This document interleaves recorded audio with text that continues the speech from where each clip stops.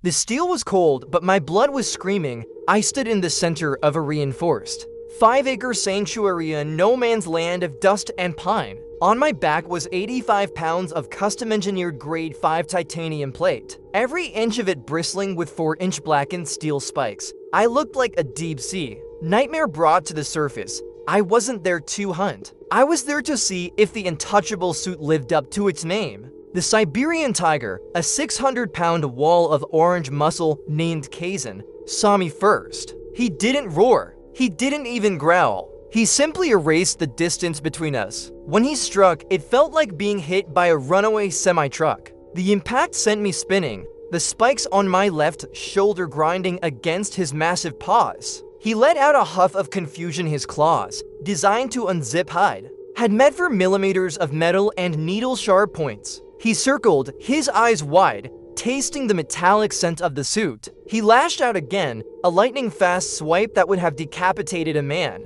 Instead, his paw caught a cluster of spikes. He recoiled, hissing, realizing for the first time in his life that the prey bit back. That's when the ground started to vibrate. From the tree line, the Kodiak bear emerged. If the tiger was a scalpel, the bear was a sledgehammer. At nearly 10 feet tall on his hind legs, he didn't care about the spikes. He saw a shiny, noisy intruder in his domain. The tiger retreated. Even a king knows when an emperor walks in. The bear didn't swipe, he crushed. He wrapped his arms around my torso in a terrifying bear hug. I heard the titanium groan. The spikes were sinking into his thick fur and layers of fat, but his sheer raw power was collapsing the air out of my lungs. I was a human sardine in a spiked can. The pressure was immense. I could feel the internal padding of the suit pressing against my ribs until they reached their snapping point. I did the only thing I could. I triggered the CO2 canisters built into the suit's waist.